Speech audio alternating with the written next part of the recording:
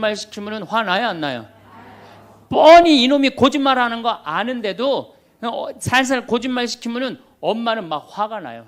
그래갖고 엄마가 막 자백하라고 그러죠. 너 이게 거짓말 아니냐고. 그럼 애는 끝까지 감춰요. 그럼 엄마는 그거 감추는 게 화가 나갖고 애를 막 두들겨 패죠. 근데 사실은 여러분들 그 아이들한테 화나는 거는 애가 문제가 있어서 여러분들 마음 안에 화가 꽉 차 있어서 그래요. 아니 그 5살, 6살짜리가 거짓말하면 얼마나 하겠어요. 그리고 자기가 잘못하면은 거짓말하는 건 인간의 본능이에요. 여러분들 국회의원들 청문회 볼 때 보면 거짓말 해야 안 해요? 장관 후보자들 청문회 할 때 보면 거짓말 해야 안 해요? 아니 그렇게 대단한 자리에 올라간 사람도 거짓말하는데 5살, 6살짜리가 거짓말한다고 그게 화가 나갖고 두들겨 패고 그러면 안 되죠. 그리고 뻔히 얘가 거짓말하는 거 알면서도 확인한다고 계속 자백해라, 진실을 말해라. 내가 보니까 거짓말하는 애가 나쁜 게 아니라 그렇게 몰아치는 엄마가 훨씬 나쁜 거예요. 그래갖고 마음 안에 뭐가 있느냐면은 너 한 번만 걸리기만 해봐라. 내가 가만히 두나 봐라. 그래갖고 한 번 걸리면은 한 번만 걸리기만 해봐라라고 95%의 엄마가 별론데요, 자식들한테. 그리고 걸리면은 두들겨 패는 엄마가 한 50%가 두들겨 팬대요. 어렸을 때 자식들한테. 이게 문제죠. 예.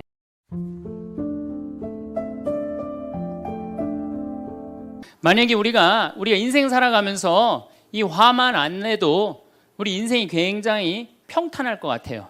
근데 가끔 잘 참다가도 그냥 갑자기 한번 화가 나면은 막 모든 게 막 뒤죽박죽 되시지 않으세요? 저는 이 한국 사회를 보면은 화로 꽉 찬 것 같아. 며칠 전에 그 지하철 2호선에서 할머니 한 분이 손자 같은 그 딸을, 손녀 같은 아이를 머리채를 막 힘도 얼마나 좋으신지 그냥 막 하는 모습을 보면서 아, 정말 우리나라에 화가 꽉 차 있구나. 우리 인생을 살아가면서 분노를 억제하지 못하고 돌이킬 수 없는 잘못을 저지를 때가 참 많아요. 홧김에 어떨 때는 부모도 죽여요. 홧김에 남편도 죽이고 홧김에 아내도 죽이고. 그래서 이 화를 잘 다스린다는 게 굉장히 중요한 것 같아요. 그럼 여러분 언제 화가 나요? 화가 나는 건 언제 화가 나냐면 무시당할 때. 남편이 시댁 식구들 앞에서 아니면 성당 모임에서 아, 우리 마누라는 할 줄 아는 게 아무것도 없다. 얼굴이 잘생겼나, 음식을 잘하나, 성격이 좋으나 마음에 드는 게 하나 없다고 정말로 남편이 구박하면은 정말로 속에서 부글부글 끓죠. 예, 내가 누구한테, 남편뿐만 아니라 다른 사람한테 내가 무시당할 때 우리는 화가 나요. 여기서 분노가 끌어올리죠. 또 남편들은 또 언제 화가 나요? 이 세상에서 아내한테 구박받을처럼 화날 때가 없는 거예요. 당신 월급이 얼마냐? 우리 뭐 먹고 사냐? 누구 남편은 마누라 밍크코트 해줬대더라. 막 이러면은 남편도 막 홧김에 눈이 확 돌아가는 거죠. 여러분들도 남편, 아내 말고 또 누구한테 화날 때, 누구한테 무시당할 때 화가 나느냐면은 자식한테 무시당할 때 화나는 거예요. 더욱이 기가 막힌 거는 5살, 6살짜리한테 무시당하면요 막 끌어올라요. 여러분들 5살, 6살짜리가 막 엄마 말 안 듣고 살살 거짓말 시키면 화나요 안 나요? 뻔히 이놈이 거짓말하는 거 아는데도 살살 거짓말 시키면 엄마는 막 화가 나요. 그래갖고 엄마가 막 자백하라고 그러죠. 너 이게 거짓말 아니냐고. 그럼 애는 끝까지 감춰요. 그럼 엄마는 그거 감추는 게 화가 나갖고 애를 막 두들겨 패죠. 근데 사실은 여러분들 그 아이들한테 화나는 거는 애가 문제가 있어서 여러분들 마음 안에 화가 꽉 차 있어서 그래요. 아니 그 5살, 6살짜리가 거짓말하면 얼마나 하겠어요.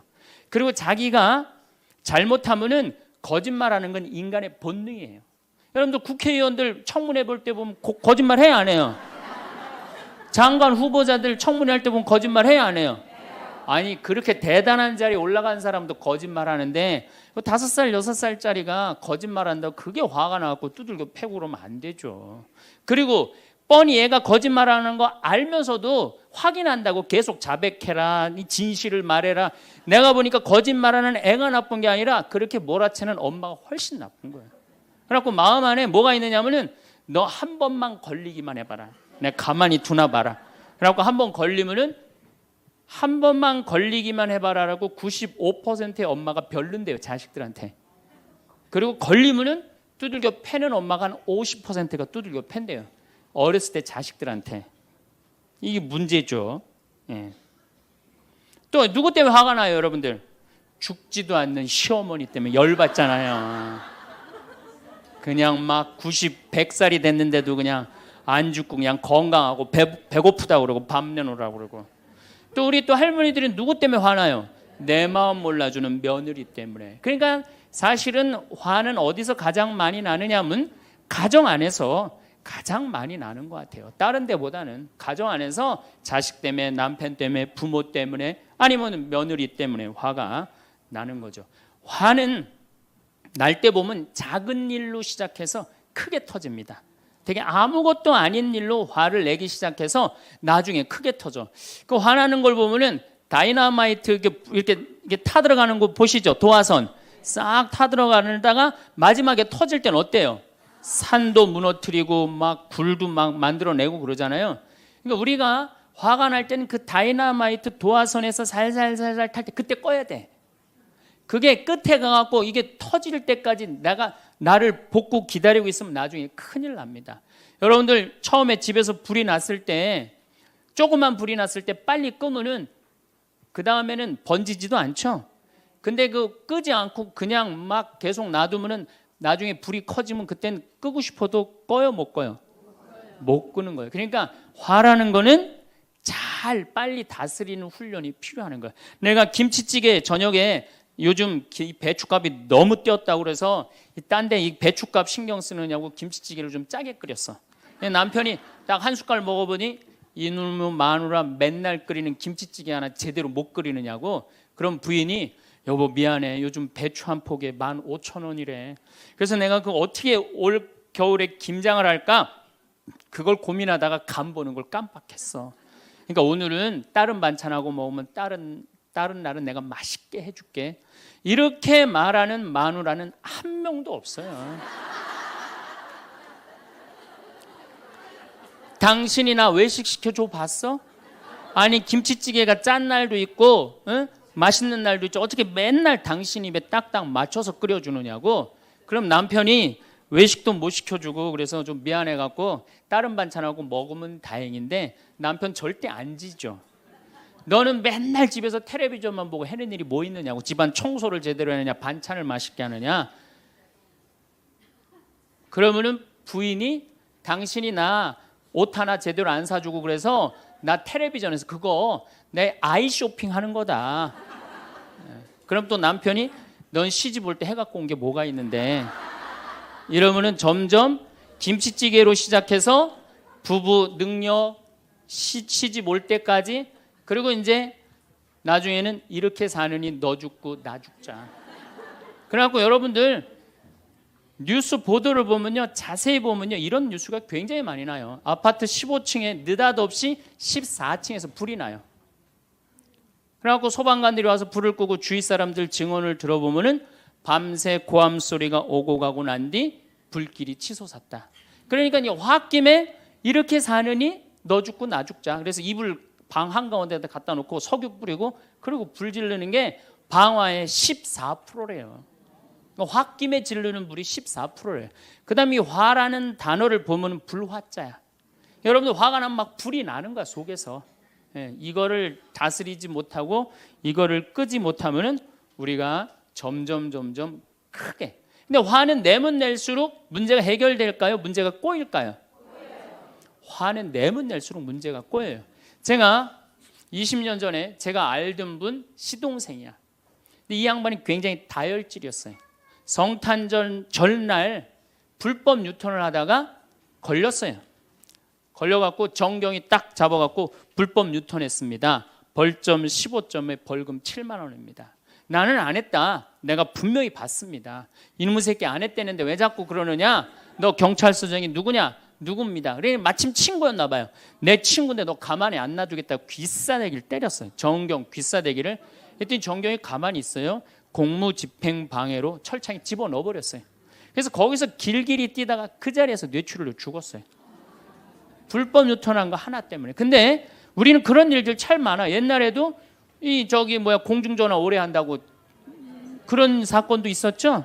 그냥 아무것도 아닌데 그냥 조금만 한 번만 내가 이 고개를 숙이면 되는데, 저도 강의 다니느냐고 멀리 강의 갈 때 시간은 다가오고 차는 막히고 그러면 제가 불법 유턴도 많이 하고 빨간불일 때 건너도 많이 가요. 정말로. 왜냐하면 나를 기다리는 분이 보통 500명, 1000명인 경우가 많잖아요. 서울 올 때가 제일 그럴 때가 많아요. 딱 걸리면은 저는 딱 문 내리고 로만 칼라 딱 보여주면서 제가 뭐라고 그러냐면, 정말 미안하다. 내가 불법 유턴한 거, 내가 신호 어긴 거 인정한다. 그렇지만 내가 강의가 있어서 그러니까 좀 잘 좀 봐줘라. 그런 경찰들이 대부분은요, 침 뱉은 거, 안전벨트 안 한 거, 벌점 없는 걸로 끊어주지 굳이 그거 벌점 매기면서 끊어주는 경찰 없어요. 인생 살아가면서 고개를 한 번만 숙이면은 문제가 해결될 때가 너무 많아요. 근데 그 한 번을 숙이는 게 우리가 안 될 때가 참 많아요. 가끔 잘 하다가도 어느 날 안 숙여지는 날이 있죠. 그거를 숙이는 것을 훈련이 된 사람이 성숙한 사람이에요. 그 사람이 정말로 어디다 내놔도 그 사람 문제 없이 살 사람이에요. 화날 때마다 그냥 막 집어 던지고 막 그러는 사람 주위에 친구 하나도 없어지죠. 또 우리가 언제 화가 나요? 식구 가운데 자기만 손해보고 희생한다고 생각할 때 화나요, 안 나요? 오빠는 대학 보내고 나는 고등학교밖에 안 보냈어. 그럼 부모님한테 막 화가 나요, 안 나요? 나죠? 성당에서도 화날 때가 언제예요? 나는 성모에서 맨날 부엌에서 그냥 겉절이 김치 담그고 그냥 맨날 하는데, 그냥 반찬 다 만들어갖고 내놓으면은 생전 성당에도 안 보이던 여자가 그냥 싹 여우같이 차려입고 와갖고 그거 딱 차려놓은 거 딱 들고 신부님 앞에 딱 가서 거기서 그냥 헤거리고 그거 주워 먹어본 거 보면은, 이 식당에서 나는 그냥 완전히 그냥 식순이로 그냥 하다가 그냥 그거 보면 화 나요, 안 나요? 나죠? 내가 손해 본다고 생각할 때 화가 나는 거예요. 성당 공동체에서 제일 미치는 건 뭐냐면은, 누군가 자기를 비난하고 다니고 있어. 근데 그 사람이 누군지를 모르겠어. 나를 두고 분명 욕을 하는데, 그럴 때 화가 나요, 안 나요? 날 때 많죠. 열받는 분 계신가 보다. 내가 시집 가서 내 시동생 업어 키우고 대학 보내고 장가 보내고 시누이도 그렇게 시집 다 내보냈어. 그래갖고 정말로 똥구멍이 찢어지게 가난한 집에, 이 집에 와갖고 정말 다 이렇게 하고 다 먹고 살 만큼 해놨어. 그런데 환갑이 됐어. 그래갖고 야, 내가 시집 와갖고 그렇게 잘해줬는데 내 환갑 때 다이아 반지를 해갖고 올 것이냐, 유럽 여행 티켓을 갖고 오실 것이냐 기다리고 있는데, 시동생 시누이들이 딱 환갑 때 왔는데 10만 원 봉투에 딱 넣어갖고 왔어. 그거 보면 열 받아요, 열 안 받아요? 열 무지하게 받죠. 그래갖고 내가 너희들하고 인간관계를 갖나 봐라. 그리고 인간관계 끊고 사는 사람들도 많아요. 해준 게 돌아오지 않을 때. 그렇죠? 내가 잘해줬는데 돌아오지 않을 때. 근데 우리는 살아가면서 여러분들 이제까지 은혜 받은 만큼 다른 사람한테 은혜 갚으셨어요? 저는 신부 되기까지 많은 신부님들, 많은 수녀님들, 많은 교우들이 저를 도와줬어요. 근데 신부 돼갖고 일일이 그분들한테 쫓아다니면서 다 감사했는가 생각해보니까 다 하지 못했더라고요. 나도 다 감사하지 못했는데 내가 그 감사를 받지 못한다고 화낼 필요는 없지 않는가, 그런 생각이 들어요.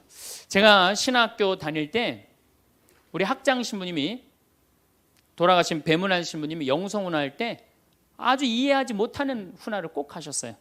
여러분들은 본당 신부가 돼갖고 교우의 40%만 지지를 받아도 여러분들은 성공하는 신부입니다.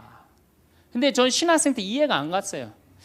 신학생 때 왜 이해가 안 갔느냐 하면은, 내가 신학생 때 인기가 얼마나 좋았느냐 하면은, 막 방학 때 가면은 주일학교 애들이 막 매달려갖고 길을 못 갔어요.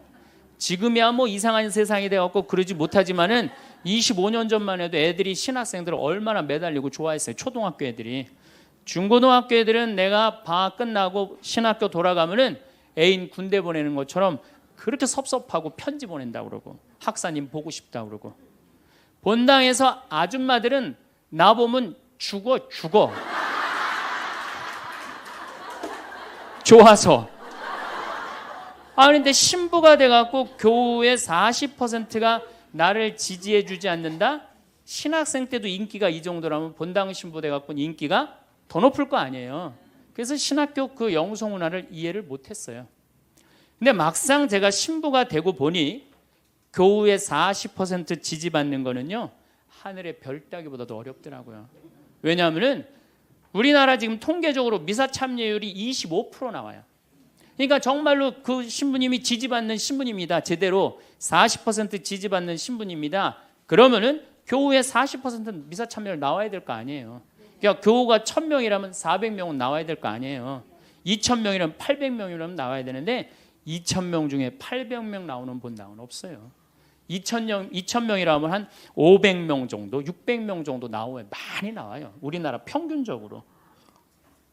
그러니까 40% 지지받는다는 게 어려워. 예수님은 나 환자 10명 고쳐줬는데 몇 명 돌아왔죠? 1명 돌아왔어요. 그러니까 여러분들 주위에 있는 사람들 10명한테 잘해줬어. 10명한테 잘해줬는데 9명이 돌아오지 않는다고 해서 섭섭할 필요가 없다는 얘기죠. 그러니까 1명이라도 돌아오면은 다행인 거예요. 그러니까 모든 사람들한테 인정받는 일이 쉬운 일이 아니다. 많은 사람들 화나는 경우가, 어떤 경우가 여러분들 화가 많이 나면 자기가 완전한 사람이라고 생각할 때, 자기 판단이 옳다고 생각할 때, 그걸 옳다고 믿을 때 화가 나요. 많은 분들이 어떤 경우가 있느냐면은 내가 관상 좀 볼 줄 아는데 그 사람 틀렸어. 아니면 내가 관상 좀 볼 줄 아는데 그 사람 진짜 괜찮은 사람이야. 이 중에 관상 못 보는 사람 어디 있어? 50년, 60년 살으면은 딱 보면 다 알지. 그렇죠? 그런데 그게 맞는 경우도 있고 틀리는 경우도 참 많아요. 근데 우리는 어떤 착각을 갖고 있냐면 내가 적어도 판단하는 건 맞다고 생각해요. 다 여기 저를 포함해서 여러분들 모두가 그런 생각을 해요. 근데 그게 허물어졌을 때 화가 나는 거예요. 그게 허물어졌을 때. 제가 지난달에 뉴욕에 강의를 갔었어요. 퀸즈 성당이라는 데서 강의를 했는데 교우들이 진짜 많이 나왔어요. 정말로 꽉 찼어요. 강의를 하는데 정말로 반응이 아주 좋더라고요. 이 강의가 끝나고 이제 본당 신부님하고 사제관을 올라가는데 따라오는데 이게 한국 사람이 안 따라오고 미국 여자가 따라오는 거예요. 미국 여자가 따라와갖고 그러는 거예요. 신부님, 자기가 신부님 강의를 한국말을 잘 못 알아들어서 잘 알아듣지는 못하지만은 너무 감동을 받았다고. 신부님은 정말로 하느님의 사람이라고.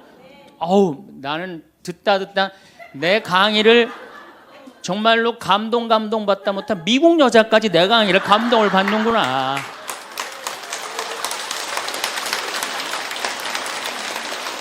그래갖고 기분이 너무 좋아갖고 이제 그 여자하고 얘기를 하고 있는데 본당 신부님이 자꾸 나를 끄는 거예요. 사정안에 빨리 가자고.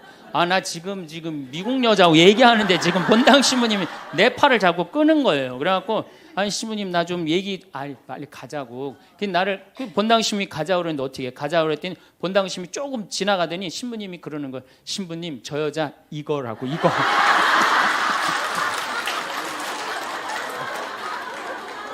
한국에서 강의만 오면은 강의 오는 신부님한테 쫓아다니면서 저런다고. 난 내가 강의 잘해갖고 그런 줄 알았더니 쫓아와갖고 그냥. 내가 성당 봉사한다고 해서 모두가 나를 알아봐 줄 거라고 착각해서는 안 됩니다. 성당에서 열심히 봉사하는 우리 형제 자매님들 가운데 요셉 형제 없으면 우리 성당 쓰러져. 마리아 자매님 없으면 우리 성모에 없어져. 우리 데레사 자매 없으면 성가대 없어져. 그 말 믿지 마세요. 없어져도 성당 잘 돌아가요. 성가대에서 데레사 자매 빠져도 오히려 더 잘 돼. 그러니까 내가 그렇게 대단한 인정을 받는다고, 내가 그런 자리에 차지한다고 생각하는 그때부터 내가 불행해지기 시작하는 거예요. 제가 늘 가끔 드리는 말씀이지만은 제가 작년 5월 달에 서울 오금동 성당에 강의 갔어요. 강의를 갔는데 그때도 막 많이 모였어요. 여러분들만큼. 그때는 베드로 얘기를 했어요. 베드로가 여러분들 굉장한 분이에요. 만약에 예수님한테 베드로가 없었다면 예수님이 없을 정도로 베드로는 예수님한테 절대적인 존재였어요. 막 그런 얘기를 막 하고 막 그러는데 교우들이 반응이 대단히 좋았어요. 그래갖고 이제 강의 1강의가 끝나고 쉬는 시간이 됐는데 22년생 할머니야. 머리가 하얀 할머니가 자기가 돌아가신 추기경 형님하고 동갑이라는 거예요. 근데 추기경 형님이 항상 자기하고 친한데 동창이라고 그랬다는 거예요. 추기경 형님, 김수환 추기경 형님이. 근데 자기는 그때 할머니가 88살 정도 됐던 걸로 기억이 나요. 88년 동안 살면서 이렇게 훌륭한 신부님 강의 처음 들었다는 거예요. 이야, 내가 정말로 인기가 많은가 보다. 그래갖고 할머니가 신부님 손을 한 번만 잡으면 죽어도 여한이 없다는 거예요. 이제 이 나이에. 그래서 아유, 할머니 감사합니다. 그리고 할머니 손을 잡았는데 이 할머니 하시는 말씀이 난 오늘 우리 차동엽 신부님 손을 잡아서 죽어도 여한이 없다는 거예요. 차동엽 신부님 손을 잡아서.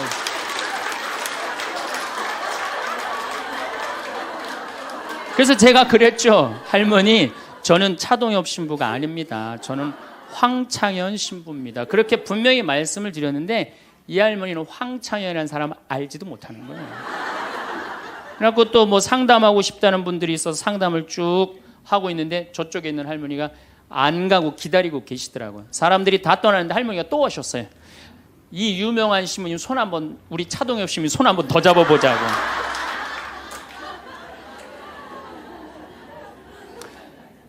모든 사람들이 나를 인정해주지 않는다 하더라도, 모든 사람들이 나를 알아주지 않는다 하더라도 실망하실 필요 없어요.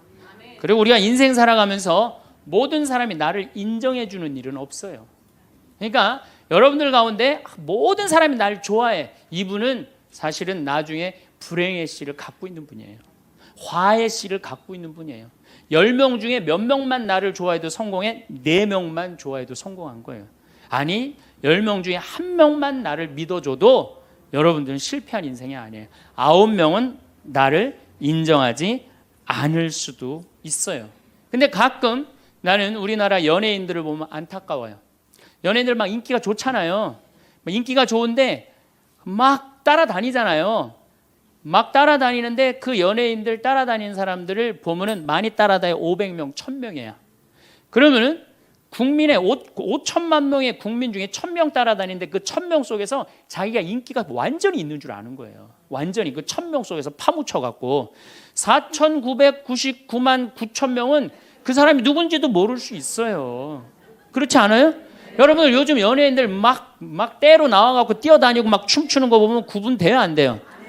난 아무리 알아보려고 해도 나도 이제 늙어가기 시작하니까 이게 누가 누군지 모르겠더라고요. 나하고 그 사람들하고 아무 상관없어. 그러나 연예인들은 그런 생각을 안 해요. 자기가 모든 사람들한테 인기가 있다고 착각을 해요. 그런데 갑자기 댓글에 그게 노래냐, 그게 춤이냐, 그게 연기냐, 이런 악성 댓글이 올라오면 그때부터 미치는 거예요. 그래갖고 그 악성 댓글을 올려봤자 내가 보기에는 정신 나간 사람이 올리거나 아니면은 자기 마음에 안 드는 사람 올리는데 많이 올려야 50명, 100명도 안 올릴 거예요. 자기를 좋아하는 연예인들은, 저 일반 대중들은 보통 한 5,000명, 10,000명 되면 그런 악성 댓글을 올리는 사람은 10명, 20명도 안 될 거예요. 근데 그거에 스트레스를 받아갖고 목매갖고 자살하는 연예인들이 참 많아요. 그럴 필요 없다는 거예요. 최진실 씨가 이 세상 떠난 지 벌써 이제 2년 됩니다. 참 안타까운 연예인이에요. 나는 최진실 씨하고 나이하고 비슷한 연배. 우리 어렸을 땐 인기 최고였어요. 정말로. 정말 앞으로도 더 연예 활동을 했으면 우리한테 큰 기쁨을 줬을 거야. 근데 최진실 씨를 좋아하는 사람은 국민이 나를 포함해서 한 3천만 명은 될 거예요. 근데 최진실 씨가 세상 떠날 때 악성 댓글을 한 사람 4사람밖에 안 돼요. 너무너무 안타깝죠. 그러니까 우리가 살아가면서 여러분들도 여러분들한테 막 나쁜 소리를 하는 사람은 한둘이야. 근데 그 한둘도 내가 보기엔 제정신 가진 사람은 아니다. 그러니까 모든 사람들한테 내가 인정받지 못한다고 그래서 화낼 필요는 없다. 제가 17년 전, 벌써 18년 전이네요.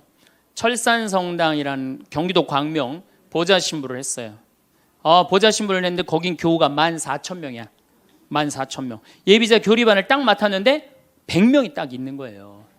새로 신부는 됐지. 그냥 교리 교환을 신학교 때 얼마나 공부를 열심히 하고 준비를 열심히 했어요.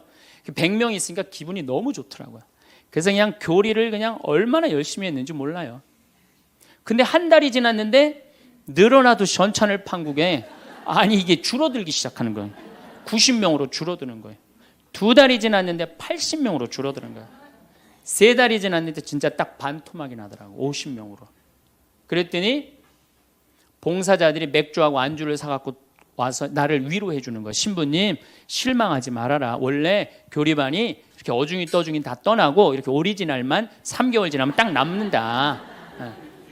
그리고 실망하지 말으셔야 되는 이유가 수녀님 반은 더 떨어졌다. 그러니까 실망하지 말아라. 그때 제가 뭐라고 그랬냐면 여러분들은 요한복음 6장도 읽어보지 않았느냐. 요한복음의 6장에 무슨 얘기가 나오는 예수님이 5,000명 먹인 기적 얘기가 나와요. 근데 요한복음 4장에 보면 예수님이 죽어가는 고간의 아들을 살려요. 그냥 예수님 활동하자마자 첫 기적은 요한복음에서 첫 기적은 가나에 술 많게 하는 기적이고 두 번째 기적이 뭐냐면은 죽어가는 고간의 아들을 살리는 거예요. 그럼 죽어가는 고간의 아들을 여러분들 본당 신부가 새로 발령받아 와서 내 아들이 암으로 막 죽어가. 근데 신부님이 가정 방문 와갖고 내가 안수기도 한번 해볼게. 그래갖고 안수기도를 해줬는데 암으로 막 죽어가려고 그러는 아들이 살아났어. 그럼 그 신부님 인기가 본당에서 어떨 것 같아요? 성당 안 나오던 교우들도 그 신부님 구경하러 다 나올 거 미사 참례. 예수님 엄청나게 따라다녔어요. 그런데 요한복음 5장에 보면 예수님이 38년 동안 벳자다 연못에서 누워있던 사람을 지나가다가 측은한 마음이 들어서 일으켜 세워요. 근데 신부님 우리 시어머니는 중풍으로 38년 동안 누워있었다고. 그럼 내가 또 한번 안수기도 해볼게. 가서 안수기도 했는데 시어머니가 38년 만에 일어났어. 그럼 본당 신부님 인기는 하늘을 찌르는 게 아니라 하늘을 뚫고 올라갈 거예요. 그 정도로 예수님 인기가 그렇게 좋았어요. 그래갖고 이 사람들이 예루살렘에서 예수님이 그런 기적을 하셨는데 예수님을 갈릴레아 호수까지 몇 명이 따라가느냐 하면 5,000명이 따라갑니다. 자기네들 스스로 제자라고 그러면서 5,000명이 따라가요. 5,000명이 따라가는데 보니까 3일 동안 이 사람이 밥을 못 먹어. 그러니까 예수님이 빵 5개, 물고기 2마리로 5,000명을 먹여요. 그러니까 당시 유대인들이 뭐라고 그러냐면 우리가 드디어 기다리던 왕이 왔다. 왕으로 억지로라도 모시자. 그래요. 그러니까 예수님이 딱 사라졌다가 저녁에 딱 나타나는데 갈릴레아 호수에 나타나는데 성서에 25에서 30 스타디온 정도 배가 떨어져 있었다고 그랬어요. 그럼 완 스타디온은 얼마냐? 한 200m 정도를 완 스타디온, 한 스타디온이라고. 여러분들 스타디온이 어디서 온 말이에요? 스타디움이라는 스타디움 한 바퀴를 돌고 있습니다. 그러잖아요. 그 스타디움이 성서에서 나오는 스타디온에서 나온 얘기예요. 그러니까 한 스타디온은 한 200m 정도 되는 거예요. 그걸 30 스타디온을 걸었다면은 얼마를 걸은 거냐면은 6km를 걸은 거. 무리를 쫙 미치는 거죠. 사람이 무리를 걸은 거를 보면 미치지 않아요. 만약 여러분들 내가 강의한다고 저 뒤에서 걸어서 안 들어오고 공중부양으로 떠서 쫙 들어온다고 생각을 해봐. 강의할 필요 있어요, 없어요? 잠깐 떴다가 그냥 쫙 나가면 그걸로 끝이지. 그러니까 당시의 유대인들은 예수님한테 완전히 반한 거예요. 근데 다음날 예수님이 이상한 말을 해요. 참으로 확 끼얹어요. 내가 진실로 진실로 너희에게 말한다. 너희가 사람의 아들의 살을 먹지 않고 그의 피를 마시지 않으면 너희는 생명을 얻지 못한다. 그러나 내 살을 먹고 내 피를 마시는 사람은 영원한 생명을 얻고 나도 마지막 날에 그를 다시 살릴 것이다. 내 살은 참된 양식이고 내 피는 참된 음료다. 군중들이 눈이 동그래요. 여러분들은 살 먹고 피 먹는 얘기 하도 많이 들어서 안 이상하죠? 그런데 다른 종교인들이 우린 예수님 살 먹어, 예수님 피 마셔 그러면은 어떻게 생각할 것 같아요? 식인종 아니면 드라큘라 둘 중에 하나예요. 예수님 피 먹는 거면. 그러니까 당시의 유대인들이 뭐라고 그러냐면 이 말씀은 듣기가 너무 거북하다. 누가 듣고 있을 수 있겠는가? 그러니까 그러면서 떠나요. 그러니까 예수님이 당신의 말씀을 두고 투덜거리는 것을 속으로 아시고 그들에게 이르셨다. 이 말이 너희 귀에 거슬리느냐? 그리고 성서에 이렇게 우리에게 말합니다. 이 일이 일어난 뒤로 제자들 가운데 많은 사람이 되돌아가고 더 이상 예수님과 함께 다니지 않았다. 다 떠나간 거예요. 말을 알아듣기 너무 어렵다고. 그러니까 이제 예수님이 이제 딱 12명 딱 남아있는 거, 어떤 무식한 어부 12이 눈을 동그랗게 뜨고 예수님을 쳐다보는 거예요. 그러니까 예수님이 이때 뭐라고 그러냐면은 너희도 떠나고 싶으냐. 그러니까 이 12마저 떠나면 예수님 완전히 낙동강 오리알 되는 거예요. 이때 대단한 인물이 하나 나옵니다. 누구냐? 베드로예요. 다 떠났음에도 불구하고 의리를 지킨 분이 베드로예요. 당신은 영원한 생명을 주시는 말씀을 가지고 있는데 우리가 어디를 갑니까? 그리고 예수님은 이 12하고만 다니세요. 그리고 요한복음 6장 다음에 7장에는 뭐라고 써 있느냐면은 이들이 예수님을 죽이려 함으로 예수님은 더 이상 공식적으로 돌아다니지 않고 몰래 숨어서 갈릴레아만 다니셨다고 그래요. 그러니까 이 12하고만 그냥 돌아다닌 거 죽이려고 그러니까 피해서. 그러니까 예수님 그렇게 죽어가는 고간 아들 살리고 38년 동안 배짜다 연못에 누워있던 사람 살리고 5,000명 먹이고 생 난리를 쳐갖고 막 5,000명이 따라다니다가 결국은 몇 명 건졌느냐? 12명 건진 거예요. 여러분들 5,000명 중에 12명 건진 예수님이 나요? 100명 중에 50명 건진 제가 나요? 누가 나요? 내가 낫지 않아요? 아니 내가 예수님보다 나은데 뭐 그 예비 교우 50명 떨어졌다고 실망할 게 뭐 있어. 나는 가끔 한심한 레지오 단장들이 있어요. 신부님 우리 단원이 10명인데 오늘 2명밖에 안 나왔습니다. 그래서 둘이서 울면서 개응을 했습니다. 우리 레지오 해체해야 될까 봅니다. 이렇게 오는 단장이 있는데 한심한 단장이죠. 10명 중에 2명 나왔다 그러면 20% 지지받는 단장이야. 자, 5,000명 중에 12명 남긴 예수님이 나요? 10명 중에 2명 나온 단장이 나요? 누가 나? 단장이 훨씬 나은 거예요. 또 요즘 우리나라 구역 반모임 활성화를 위해서 굉장히 많이 노력하죠. 근데 많은 경우 반장님들, 구역장님들이 실망해요. 우리 구역이 10세대인데 3세대밖에 안 나온다. 4세대밖에 안 나온다. 이렇게 실망하는 분들이 굉장히 많아요. 그러면은 10세대 중에 3세대나 4세대 나오면 이건 본당 신부보다 난 사람이에요. 예수님보다는 뭐 더 난 사람이고 실망할 필요가 뭐가 있어. 예수님 뭐라고 그러냐면 너희 중에 단 두세 사람만 모여도 내가 그곳에 함께 있겠다. 그러면 됐지 뭐 이렇게 욕심이 많아요. 그러니까 여러분들 모든 사람들한테 인정받는 건 쉬운 일이 아니고 인정받으려고 할 때 우리 인생이 피곤해지고 화가 난다 이거예요. 제가 2년 전에 평화방송에 강의를 한 2달 정도 했어요. 많이 한 것도 아니에요. 2달. 그런데 정말로 인기가 대단하더라고. 막 전화가 얼마나 오는지. 특히 천주교 교우들은 의외로 전화를 안 하더라고. 개신교 성도들이 얼마나 전화를 많이 하는지 몰라요. 신부님 너무너무 설교 좋다고. 천주교 교우들은 왜 전화하느냐 하면은 천주교 교우들은 원래 입이 무겁잖아요.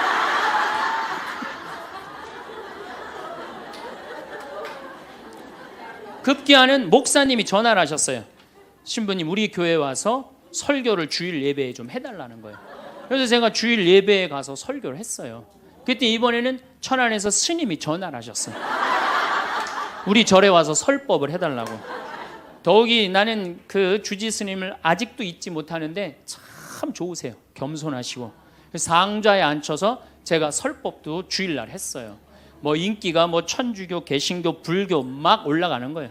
기분이 끝내줬는데 갑자기 전화가 한 통 왔어요. 평촌에서 사는 할머니야. 근데 이 할머니가 전화를 우리 직원한테 황창현 신부를 바꾸라고 전화가 온 거예요. 근데 문제는 황창현 신부님을 바꾸라는 건 좋은 말 하려고 전화한 거예요. 황창현 신부를 바꾸라는 건 따지려고 전화한 거예요. 전화를 딱 받았더니 당신은 정의구현 사제단이냐 딱 그렇게 물어보는 거예요.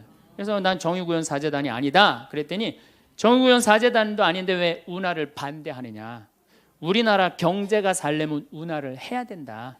젊은 신부가 경제도 모르고 사회도 모르고 정치도 모르는 신부가 방송에 나와서 운하가 안 된다고 1시간 동안 떠들면 되겠느냐. 그리고 당시 수원교구 주보에다가 운하 안 된다고 한 달을 주보에다 써내는데 그 60만 명 70만 명이 있는 주보에다 그런 글을 쓰면 되느냐. 그리고 당신 앞에 행복론 강의도 하나도 재미없었다. 나와서 방송 나와서 강의하지 말아라. 그래서 전화를 다 끊는 거예요. 제가 기분이 좋았겠어 나빴겠어요? 기분은 나빴지만 그 할머니 때문에 화를 주체하지 못해서 내가 목을 매갖고 자살을 해야 되겠다 이 생각은 안 했어요. 생각이 다 틀린 거예요. 생각이 틀리고 상황이 다 틀린 거예요. 내 강의를 듣는 사람이 10,000명이라면 10,000명 중에 5,000명은 나하고 생각이 같을 수 있어요. 근데 5,000명은 나하고 틀릴 수 있어요. 5,000명이 틀리다고 그 5,000명 때문에 화낼 필요는 없다. 아, 나하고 틀릴 수도 있구나. 이렇게 생각하면 마음이 편안하거든요. 근데 그런 것 때문에 뭐 화를 내고 열낼 일이 뭐가 있어요. 또 한 번은 내가 노인에 대한 강의를 했어요. 우리 이제 안 죽는다. 우리 이제 100살까지 산다. 110살까지 산다. 그러니까 자식들한테 재산 물려주지 말고 다 여러분 위해 쓰다가 죽어라. 그리고 통장에 얼마만 남기면 되냐? 500만 원만 남겨라. 500만 원만. 그렇게 마음껏 쓰다가 죽을 때는 돌아다니다 지치면은 그냥 죽을 땐 꼴까닥 죽어라. 네, 이렇게 강의를 했더니 아, 정말로 할머니들이 이번에는 전화를 무지하게 하는 거예요. 너무너무 내 노년을 확실히 알려줘서 고맙다고. 이번엔 순천에 있는 할아버지가 전화를 하셔서 신부님, 저는 70 먹은 노인인데 침례 교회를 다닙니다. 근데 신부님 강론을 듣고 가슴이 뻥 뚫렸다는 거예요. 아, 내가 남은 인생 30년이나 남았는데 어떻게 살아야 되는지 너무너무 잘 들었다고. 근데 신부님이 다음 주에 이제 돈 다 쓰다가 꼴까닥 죽는 방법을 알려준다고 그랬는데 그 주간에 당신이 어딜 가갖고 못 들었대, 내 강의를. 그래갖고 꼴까닥 죽는 방법을 알려달라고 전화를 했더라. 야, 정말로 이 순천의 할아버지도 나한테 전화를 기분이 너무너무 좋더라고요. 근데 하느님은 참 짓궂게도 그 전화 끊자마자 이번에는 저 부산에서 전화가 왔어요. 황창현 신부를 바꾸라고. 전화를 딱 받았더니 당신이 황창현 신부냐고. 내가 황창현 신부라. 당신 요즘 왜 그런 강의를 방송에서 나와서 해서 집안을 평지 풍파를 일으키느냐. 그러니까 내 강의를 듣고 시어머니일 거예요. 시어머니가 내 강의를 듣고 며느리를 불러서 한 소리 한 거지. 나 안 죽는데더라. 너 나 다 나 위해서 쓰다가 나 통장에 500만 원만 남길 테니까 나한테 유산 받을 생각 꿈도 꾸지 말아라. 그렇게 이제 얘기를 한 거야. 그러니까 그냥 열받으니까 나한테 전화를 한 거죠. 그런 강의 하지 말라고. 그리고 그 자매는 한마디 더 하더라고요. 당신 강의하는 거 재수 없다고. 그래서 저는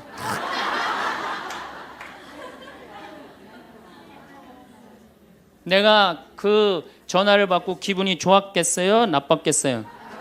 기분은 나빴지만 내가 화가 났고 내 감정을 주체할 정도는 아니었어요. 왜? 상황이 틀리니까. 얼마든지 내가 공격받을 수 있는 얘기를 한 거니까. 그런 다른 의견이 있을 수 있는 거예요. 그걸 일일이 다 대응하려고 그러면요, 나중에 내가 어떻게 될 것 같아요? 미쳐요. 미쳐요. 여러분들, 요즘 나는 가끔 텔레비전 보면서 총리들도, 대통령도 막 신발 막 던지고 막 결함 막 던지고 그러잖아요. 대통령한테도. 우리가 남이 나한테 평가하는 게 전부는 아닙니다. 자기 소신, 자기 확신, 자기 멋이 있으면은요, 누가 뭐라 그래도 별로 거기에 흔들리지 않아요. 근데 그냥 남들 말에 막 귀 기울이고 그냥 거기에 신경 쓰는 사람은 조금만 뭐가 있어도 화를 내고 자기를 주체하지 못하는 거예요. 루카복음 9장 51절을 보면 예수님이 사마리아를 통해 예루살렘으로 올라가려고 할 때 사마리아 사람들이 예루살렘에 간다는 이유로 예수님을 거부해요. 들어가지 못하게, 동네를. 그 동네로 지나가면 지름길로 갈 수 있는데, 그러니까 야고보하고 요한이 열받아갖고 뭐라 그러냐면 하늘에서 불을 내려다가 살러버릴까요? 얼마나 열받았으면은 하늘에서 불을 내려다가 살러버릴까요? 그래요. 근데 예수님은 이 둘을 꾸짖고 돌아가세요. 예수님도 돌아가는데 우리가 화가 난다고 그냥 열 지르는 사람마다 전부 다 정면 돌파할 필요는 뭐가 있어요? 그렇지 않겠어요? 우리도 예수님처럼 돌아갈 상황이 되면 돌아갈 줄 알아야 됩니다. 세상 사람들이 다 나를 몰라준다 해도 화낼 일도 아니에요. 공자님은 뭐라고 그러셨느냐? 진정한 성인은 자기를 몰라줘도 분노하지 않고 유유자적할 줄 아는 사람이 진정한 성인이라고 그랬어요. 내가 누군데 나를 몰라봐. 왕년에 내가 이 거리를 주름 잡던 사람인데 이 성당 지을 때 내가 어떻게 했는데 나에게 이럴 수가 있어. 내가 시집와서 똥구녕이 찢어지게 가난한 이 집 이렇게 일으켜놨는데 나를 무시할 수 있어? 이렇게 자꾸 자기 도취에 사로잡히면은요, 나중에 다른 사람하고 부닥치게 되고 잘난 척하게 되는 그런 꼴이 된다. 그런 꼴이에요. 여러분들 반대로 모두를 사랑할 수 있어요? 내가 모든 사람들한테 사랑받을 수도 없지만은 반대로 사랑할 수 있느냐? 다 사랑할 수 있어요? 쉽지 않죠? 내가 본당 신부 해보니까 다 사랑하는 사람이 있긴 있더라고요. 누가 다 사랑하느냐면 머리에 꽃 꽂은 여자가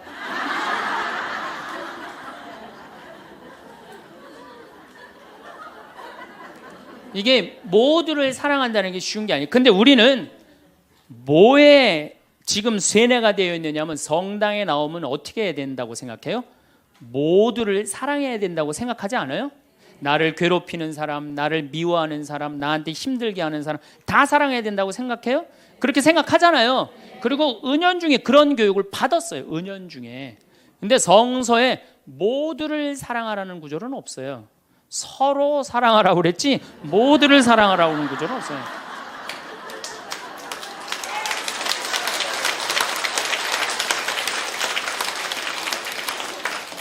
그러면은 이 모두를 이 사랑하는 게 얼마나 어려우느냐 요 얘기만 하고 다음 시간에 얘기하도록 하겠습니다. 사람은요 동그란 사람이 있고 네모난 사람이 있고 세모난 사람이 있고 별난 사람이 있어요. 그렇죠?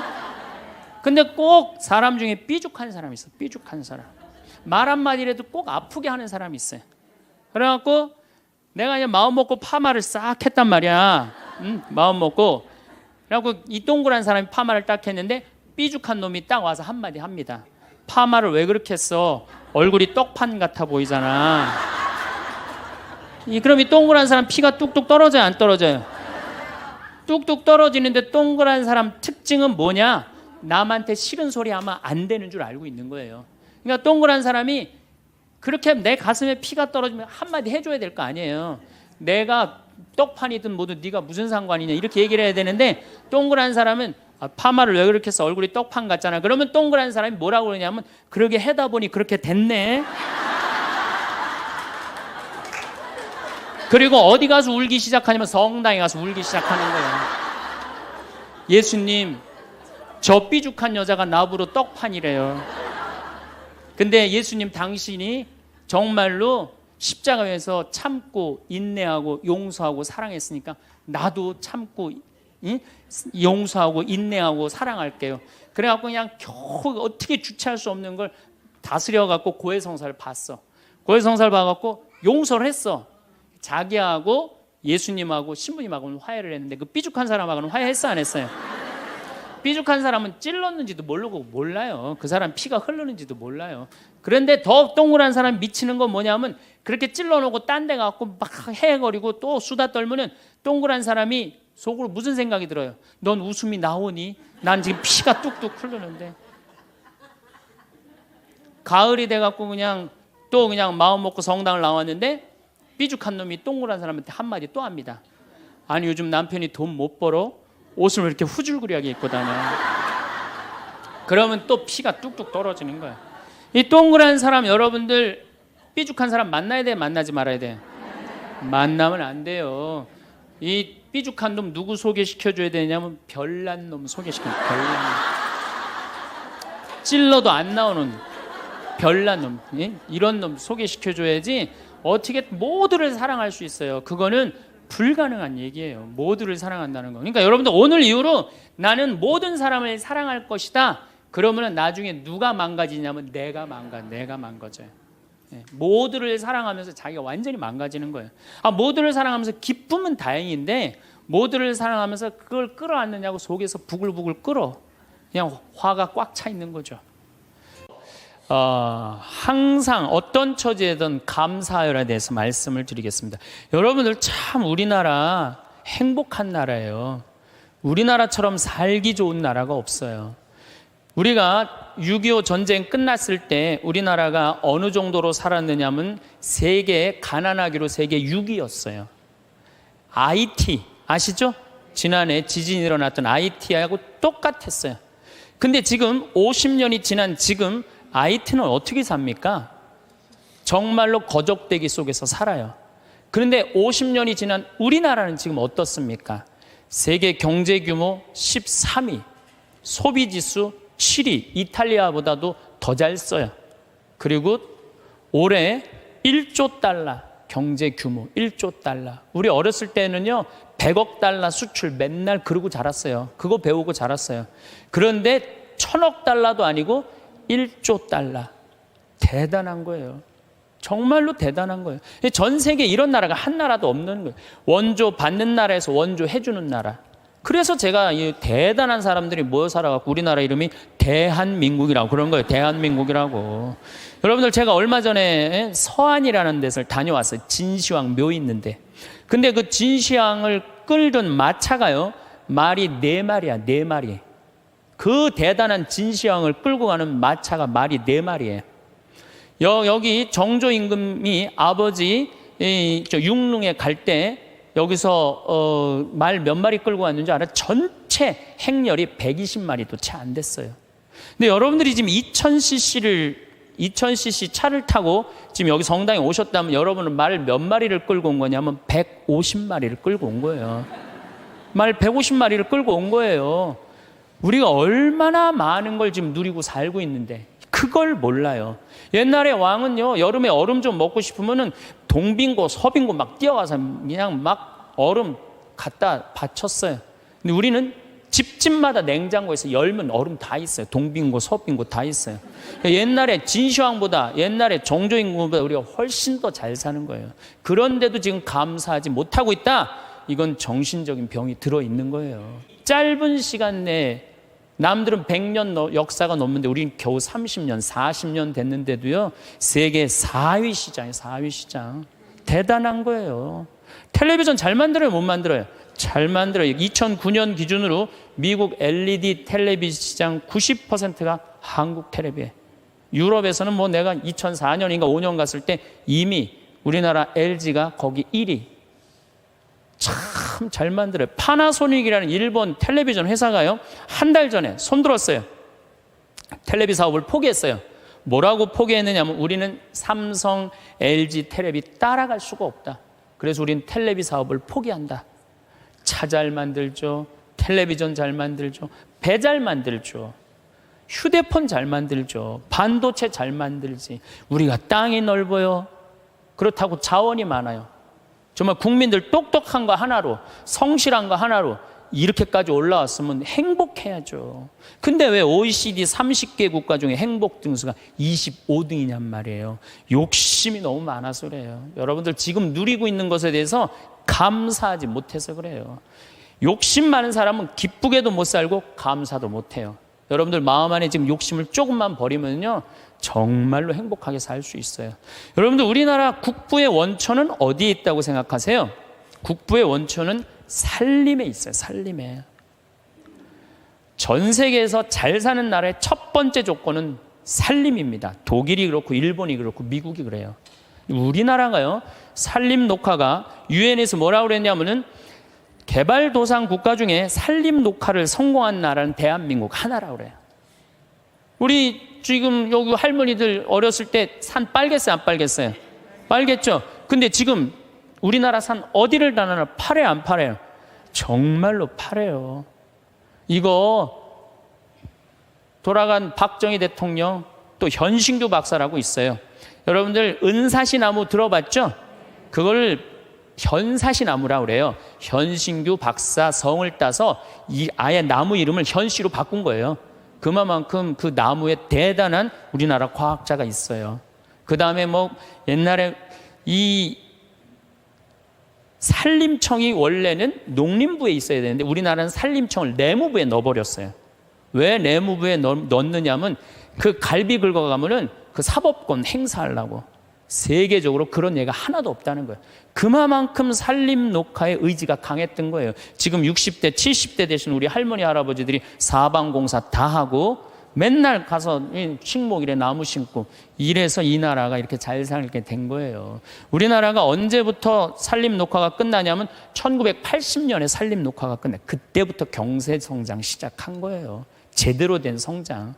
이렇게 산이 풍요로운 나라가 없어요. 그런데 국민들이 안 행복해. 그 기가 막힌 산을 보고도. 그러니까 우리가 가지고 있는 가치에 대해서 우리 스스로 모르는 거예요. 그 다음에 여러분들 한류 많이 들어봤죠? 깜짝 놀랄 일이에요. 내가 일본에 가서 드라마를 보면요, 정말로 재미없어요. 정말로 재미없어요. 근데 우리나라 드라마 보면요, 정말 재밌어요. 어쩜 그렇게 잘 만들어, 드라마를. 저기 대장금을 내가 케냐 나이로비에 갔는데 거기서 나오더라고요. 중동에서 나오는 거 말할 것도 없고, 중동에서 대장금 할 때는 시청률이 90%라 아예 가게를 열 수가 없대. 사람이 돌아다니지 가게를 열지. 그러니까 사람이 없으니까 가게 사람들도 일찍 들어와서 다 보는 거예요. 그러니까 전 국민이 다 본다는 거예요. 참 대단하지 않아요? 그래서 대한민국이라는 거예요. 문화는요, 선진국이 끌고 가는 거예요. 그렇다면 이미 우리나라는 문화 선진국이 된 거예요. 그런데 왜 자살률이 세계 1위야? 15,430명이 2009년에 죽었어요. 1시간에 2명씩 뛰어내서 죽는 거예요. 이게 국민들이요, 돈도 많이 생겼고 문화도 높은데요, 정신적인 수준이 행복감, 만족감이 떨어지는 거예요. 이제 만족하고 살아야 되거든요. 근데 우리는 아직도 무슨 병이 들어있어? 1등병이 들어있는 거야. 아직도 1등병이 들어있는 거야. 아니, 나는 전교 1등은 들어봐도 전국 1등 하라고 아들 때리는 건 난 그게 이해가 안 가는 거예요.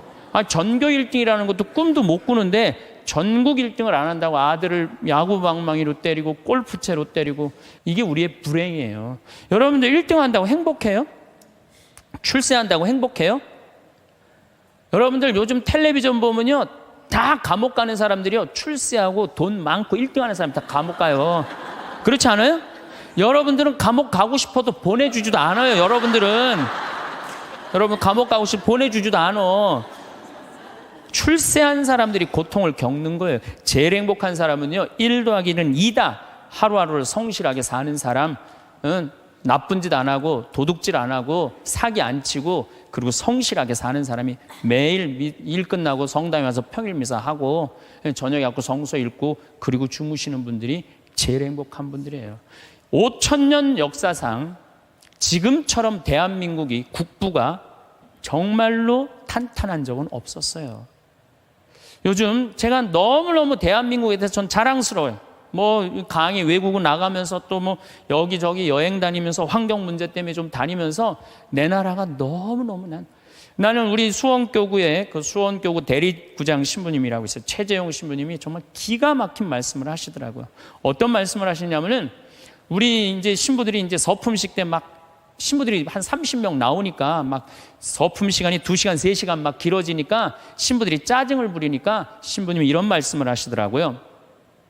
나는 말이야, 이 고속도로에 차가 막혀 있으면 가슴이 너무 터질 듯한 기쁘대요. 터질 듯하게. 무슨 소리냐 그랬더니 자기 어렸을 땐 차 구경하기 하루에 한 대도 구경 못했다는 거예요. 한 대도 구경 못했는데 지금은 그 차가 너무 많아갖고 이게 그냥 꽉 차 있으면요, 내 나라가 이렇게 잘 살게 됐구나, 터질 듯 하다는 거예요. 그러면서 신부님 말씀이 서품식 옛날에 신부 하나 둘 나오는데 지금 30명씩 나오는데 그 줄 서서 가는 거 보면 가슴이 터질 듯 하다는 거예요. 그 터질 듯한 거랑 우리나라 자동차 터질 듯한 거랑 똑같다는 거예요. 그 말씀 들어보니까요, 정말로 맞는 말씀이에요. 이렇게 정말로 행복한 나라에서 국민들이 왜 감사하지 못하느냐고요. 하나 아쉬운 게 있다면은 우리나라가 다 잘 나가요. 근데 제가 환경운동하는 신부로서 제일 걱정되는 건 뭐냐면 식량이에요, 식량. FTA가 어떻게 되는지는 난 잘 모르겠어요. 그렇지만은 역사적으로 대왕 칭호를 듣는 사람들은요, 국민들 배 안 굶겨요. 식량 자급률 높여요. 세종대왕이 그랬어요. 세종대왕이 뭐라 그러냐면 백성은 밥을 하늘로 삼고 나라는 백성을 하늘로 삼는다고 그랬어요. 먹는 게 굉장히 중요합니다. 먹는 걸 무시하는 임금은요, 성군이 될 수가 없어요. 그래갖고 이 세종대왕이 뭘 했느냐면은 추구기. 이거 다 농사 때문에 한 거예요. 해시계. 이것도 다 농사 때문에 한 거예요. 27%의 백성이 굶어 죽었어요. 세종대왕 때. 근데 세종대왕 때 그거를 해결을 한 거예요. 정조 임금은 수원 소호에다가 인공 호수를 만들었어요. 그래갖고 제발 우리 백성들 안 굶긴다고 어떻게? 안 굶긴다고 뭐를 했느냐면은 거기 연구소를 했어요. 그래서 여러분들 농촌진흥청이 왜 지금 수원 소호에 가 있는 줄 알아요? 그 세종대왕의 전통을 이어받는다고. 근데 지금 우리나라가 식량 자급률이 27%밖에 안 돼요. 그런데 이번에 FTA를 통해서 더 포기하겠다는 거예요. 우리가 쌓아놓은 거 하루아침에 무너지는 건 식량이에요, 식량. 그래서 이 식량 문제만 우리 국민들이 정말 의식을 갖고 해결해 나갈 수 있다면 대한민국은 앞으로 세계 4위, 3위까지 올라갈 수 있어요. 그 다음에 또 하나 잘해야 되는 거, 국회의원들. 제발 좀 싸우지 좀 않았으면 좋겠어요. 응? 이 예산안 처리를 한 번도 제때 처리한 적이 없어. 올해도 그냥 넘어가고 있어요. 국민들은 너무 잘하는데, 국민들은 너무 대단한데, 우리 국회는 세계 5대 최대 최악의 국회라고 선정이 됐으니 이게 참 안타까운 거죠. 내가 여의도 와서 강의해서 하는 소리에 저기다 대고 지금. 예. 그래서 우리는 정말로 이제 감사하면서 살아야 된다. 감사하는 사람은요, 행복할 수 있어요. 그렇다면 우리가 이제 어떻게 하면 행복하게 살 수 있느냐? 그걸 말씀을 드리겠습니다. 우리가 성모님한테 은총이 가득하신 마리아여, 그러죠? 여러분, 은총이 가득한 게 뭐죠? 내가 성당을 한 10년을 졌는데, 성당을 짓는다고 저녁에 삽자루를 쥐고 계속 삽질을 하고 있는데 기운이 안 나. 근데 형제 하나가 와갖고 딱 넥타이를 부르고 삽을 딱 잡으면요, 내가 기분이 너무 좋아요. 그 형제는 무슨 형제예요? 은총이 가득한 형제. 근데 우리는 성모님한테 은총이 가득한 마리아라고 그래. 그래서 성모님은 왜 은총이 가득하냐? 천사가 나타나갖고 마리아, 아이를 가질 것이다. 성모님의 첫째 반응은 그 말뜻이 무슨 말뜻일까? 곰곰이 생각해요. 은총 가득할 사람, 할 수 있는 사람은 첫 번째 조건은 곰곰이 생각하는 거야. 내 인생이 어떻게 될까? 내가 천연대 아이를 가지면은 내가 이 아이랑 같이 돌에 맞아 죽지는 않을까? 요셉 남편한테는 어떻게 해야 되나? 곰곰이 생각을 했어요. 자기 인생에 대해서. 여러분들은 이제 여기 지금 60살 되신 분들은 100살까지 살 것이고, 50살 되신 분들은 110살까지 살 것이고, 40살 되신 분들은 120살까지 살 거야. 그럼 나는 이제 자식 다 키우고 60살서부터 120살까지 뭐하고 살 거냐? 곰곰이 생각해야 돼. 만약에 곰곰이 생각 안 하는 사람은 은총 가득하게 살 수가 없어요. 저는 신학생 때 이런 생각을 했어요. 우리가 지금 성당 건물 짓는 것만 중요한 게 아니다. 앞으로 주 5일제가 되면은 교우들은 바깥으로 나간다. 2만 달러가 넘으면 거의 선진국이 예를 들어보면 전부 주일미사 안 하고 다 놀러 나간다. 그렇다면 이제는 교회는 도시에다가 건물을 짓는 게 중요한 게 아니고 자연 안에다가 교우들이 와서 기도하고 쉴 수 있는 데를 만들어야 된다. 나 그 신학생 때 곰곰이 생각했어요. 그 신부 되자마자 내가 땅 보러 다녔어요. 돈 한 푼도 없는데도 30억짜리, 40억짜리 막 땅 보러 다녔어요. 근데 마침 교구에서 땅이 있고 선배 우리 김창린 신부님이 도와주셔서 내가 32살 때부터 필립보 생태마을을 꾸미기 시작했어요. 이제는 거의 완성 단계에 왔어요. 내 사제생활 20년 동안을 거의 그걸 다 한 거예요. 그랬더니 우리 주교님께서 황 신부 그 평창도 중요하지만 여주에 땅이 15만 평이 있으니 그걸 개발해봐라. 그래서 내가 지금 그거 개발 전담 신부예요. 그런데 평창은 15,000평인데 여주는 15만 평에. 내가 이제 그거를 이제 꾸미려고 그러면은 내가 또 한 20년은 또 그냥 흘러가겠어요. 너무너무 바쁘게. 나는 20년 동안 할 일이 있어요. 나는 늙어도 걱정 없어요. 할 일이 있으니까. 그랬더니 주교님이 또 한 번은 부르시더니 용인에 대대리에 5만 평이 있으니 그것도 개발하라는 거예요. 나는 80살까지 할 일이 있는 거야, 나는. 얼마나 좋아요, 할 일이 있으니까. 근데 저는 제가 하고 싶은 건 아프리카의 생태마을 꾸미는 거예요. 그래갖고 지금 말라이 김청자 선생 가 있는데 우리 한상호 신부님, 우리 또 수원교 오신 분들 가 있는데 내가 관심 많아요. 그래서 나름대로 지금 준비를 하고 있어요. 그래서 내가 아프리카의 생태마을 꾸밀라고 생각을 해보면은 100살까지 할 일이 있는 것 같아. 100살까지. 그리고 이제 대한민국을 나는 전체로 생태마을을 꾸미고 싶은 게 꿈이에요. 그래서 우리나라에 한 40개 생태마을을 꾸미고 싶어요. 그럼 난 120살까지 할 일이 있는 거야. 늙어서 할 일이 기다리고 있다. 이거 행복한 거예요. 여러분들 만약에 내가 60살서부터 120살까지 아무것도 할 일이 없다. 그건 사는 게 저주예요. 오래 사는 게 저주예요. 여러분들 오늘 이후에 계획을 한번 짜보세요. 나는 60살에 뭘 할 거고 70살에 뭘 할 거고 80살에 뭘 할 거고 90살에 뭘 할 거고 100살에 뭐 할 거다. 신부님 언제 살지도 모르는데 그 사람처럼 바보가 없어요. 죽을 때 죽더라도 계획은 가져야죠. 계획이 이씨 살다가 죽는 사람이랑 계획 없이 그냥 대책 없이 100살까지 사는 사람이랑은 삶의 질이 틀린 거예요. 그래서 여러분들 이제 행복하게 살려면은 그런 생각을 곰곰해라. 두 번째, 내가 행복하려면 뭐 해야 되냐면 운동해야 돼. 아프면 안 돼요. 100살까지 살면서요, 이제는 죽지도 못해요. 죽을 만하면 살려갖고 오고 죽을 만하면 살려갖고 와서 죽지도 못해요. 이제 의술이 좋아갖고 죽지도 못해요. 그럼 귀양 앞으로 50년 살 거 어떻게 사는 게 좋을까요? 건강하게 사는 게 좋은 거죠. 그래서 여기 지금 대충 연령층을 보니까 50, 60대들이 많으세요. 여러분들 대개 50, 60년 더 살아요. 그러면 여러분들 수영장 다니셔야 돼요. 수영장 가갖고 뭐 자유형 버터플라이 이런 거 하라는 거 아니에요. 수영장 걸어왔다 10분 왔다 갔다만 하면요, 산에 2시간 올라갔다 온 효과가 난대요. 허벅지에 근육이 안 풀리면은요, 죽을 때까지 누워서 뒤 가릴 수 있다는 거예요. 그런데 운동 안 하고 가만히 있는 할머니들 70살, 80살 되면요, 움직이지 못해요. 그럼 아들이 막 들었다가 화장실 갖다 놓고 씻고 그게 사는 거예요? 그렇게 100년까지 사는 거는 사는 게 아니죠. 그리고 여러분들 이제 한 70, 80대 갖고 이제 똥오줌 싸기 시작하면요, 여러분들 어디 위에 누워서 자느냐, 비닐 위에 누워서 자요.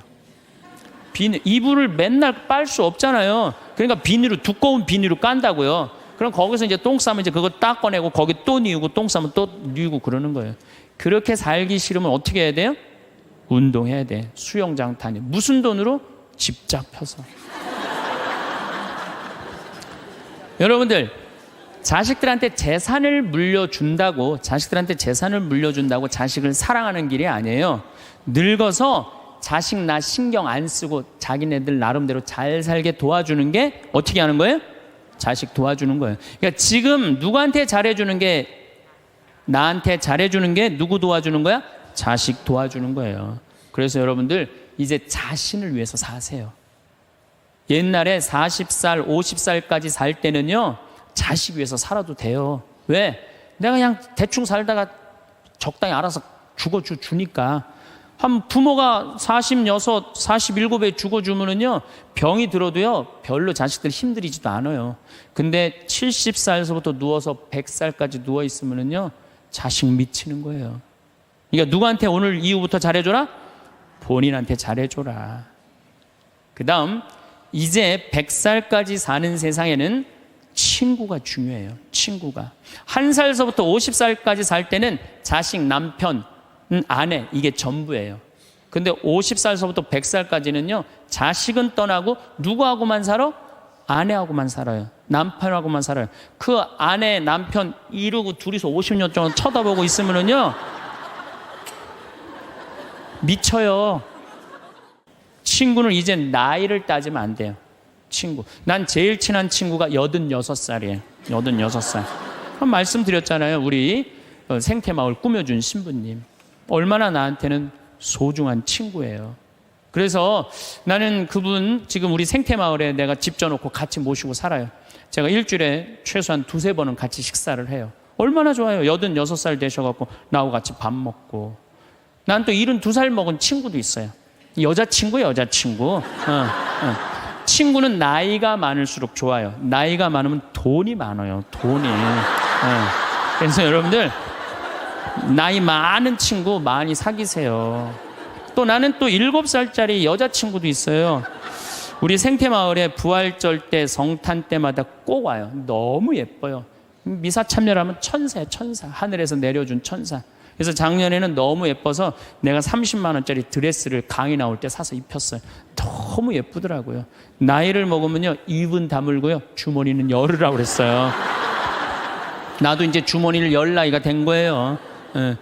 친구를 사귀는데 돈을 아끼지 마세요. 친구를 사귀는데 아낌없이, 돈보다 더 소중한 건 친구예요. 제가 어제 상지대학의 교수님들한테 강의를 갔는데 교수님 한 분이 강의 끝나고 오셨어요. 신부님, 나머지는 다 신부님 하는 대로 내가 잘 사는데 친구가 없네요. 내가 은퇴를 했는데 너무 혼자 있는 게 힘들다는 거예요. 여러분들, 부부싸움을 했어. 내가 정말 이 집에서 정말로 더럽고 치사해서 내가 못 산다. 자매님들, 저녁 10시에 보따리 싸들고 나왔어. 딱 나왔을 때 친구한테 전화해갖고, 친구야, 나 지금 보따리 싸갖고 나왔거든. 나 좀 재워줘라 라고 전화할 수 있는 친구 3명 있느냐? 있으세요? 그 집에 남편도 있고 자식도 있고 그런데 그 집에 가서 남편 딴 방에 가서 자라고 그러고 그 친구랑 잘 수 있는 친구 3명이 있어요? 차라리 찜질방 가서 자는 게 낫지. 에? 그런 친구 3명이 있어야 된다는 거예요. 저는 우리 생태마을이 올해도 한 3만 5천 명이 왔어요. 사람들이 왜 이렇게 많이 오느냐고 그래요. 또 주교님들도 그렇게 물어보세요. 이렇게 운영이 잘 되느냐고. 다른 교구 주교님들이. 저는 친구 때문에 그래요. 저는 우리 수원교구 신부가 400명이에요. 그럼 내가 농약 안 친 배추를 해갖고 제일 먼저 김장을 담아갖고 누구한테 보내주느냐? 우리 신부들한테 다 보내줘요. 왜? 신부한테는 신부가 최고 아니에요. 다 보내줘요. 그럼 농약 안 친 배추로 내가 선물로 하는 거예요. 또 청국장 가루, 이거 참 좋거든요. 사나이가 갑바가 있어야지 맞아요. 그리고 내가 하나씩 한 통씩 다 보내줘요.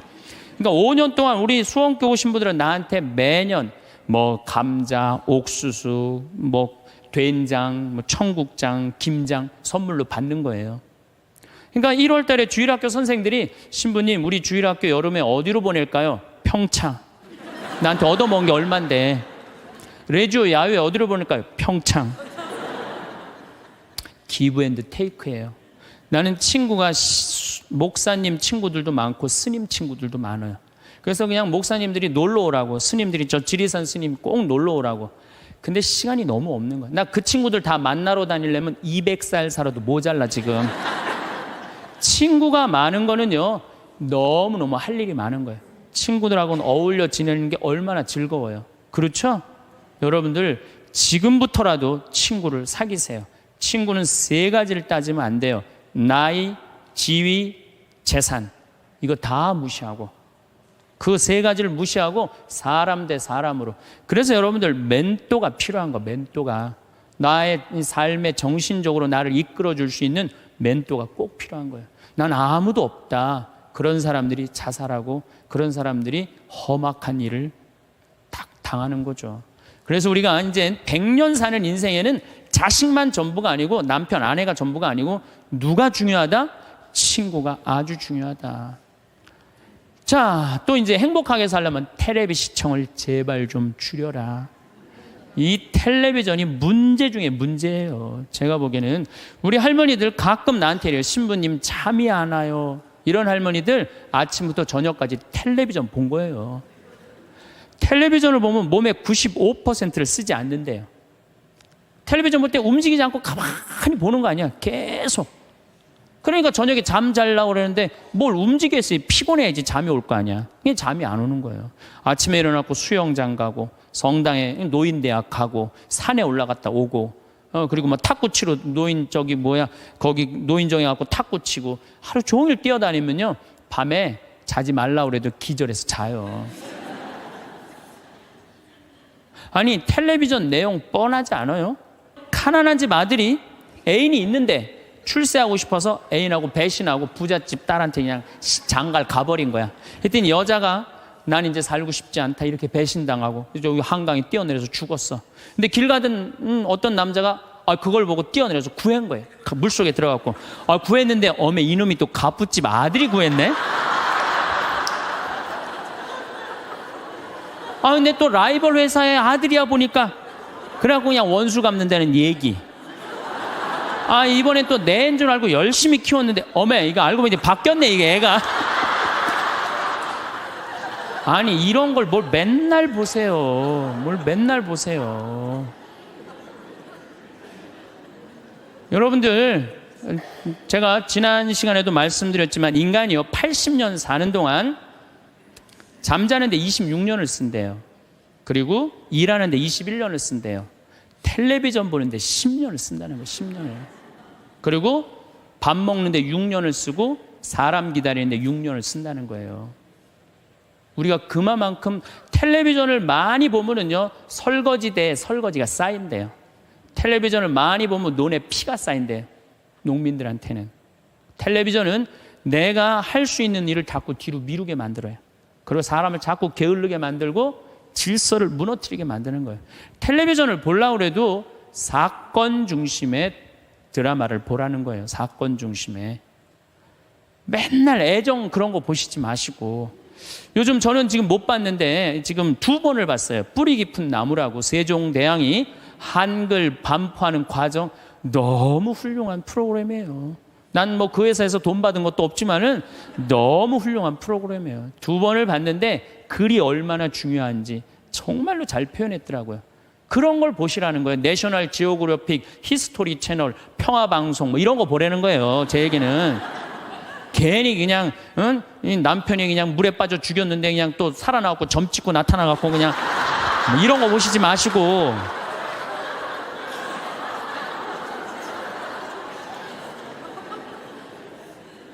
그래서 우리가 텔레비전이 굉장히 유익한 거예요. 근데 그걸 활용할 줄 몰라요. 아침부터 무작정 보는 거예요. 무작정. 네. 그래서 텔레비전을 많이 보면 치매에 걸릴 확률이 굉장히 높다는 거예요. 움직이지 않으니까. 그래서 여러분들 저한테 많은 분들이 신부님 그렇게 바쁜데 언제 책을 3권이나 쓰시느냐고. 텔레비전만 안 보면 돼요. 텔레비전을 안 보고 4시간 하루에 투자하면은요 1년만 책상에 앉아있으면 책 한 권 나와요.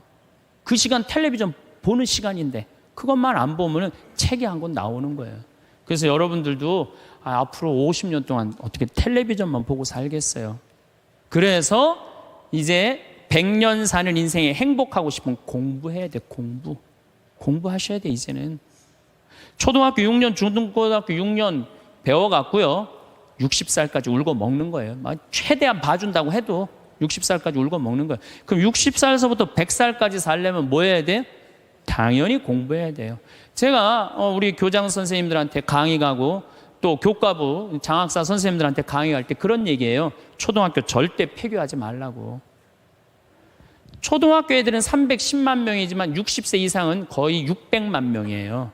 그러니까 초등학교 1학년서 1반부터 3반까지는 8살 다니게 하고 60살에서부터 65살까지 가방 들고 학교 가게 하는 거예요. 의무적으로 누구나 다.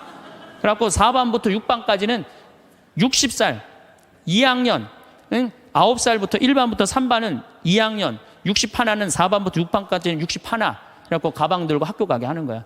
그리고 1반 애들 3반 애들 4반 애들 애들이라니 1반 아이들 4반 늙은 아이들 학교 다니는 아이들 자매 결혼 시켜주는 거예요. 학교 갈 때 데리고 가고 수업 끝나면 집에 갖다 주고.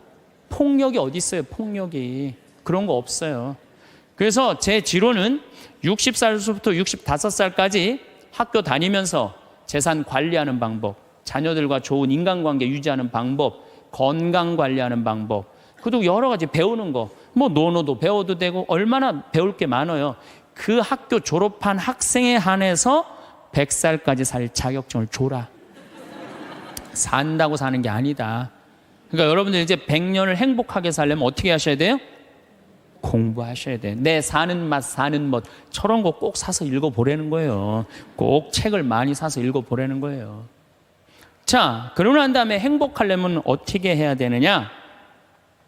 웃어라. 웃으면 여러분들 행복해요.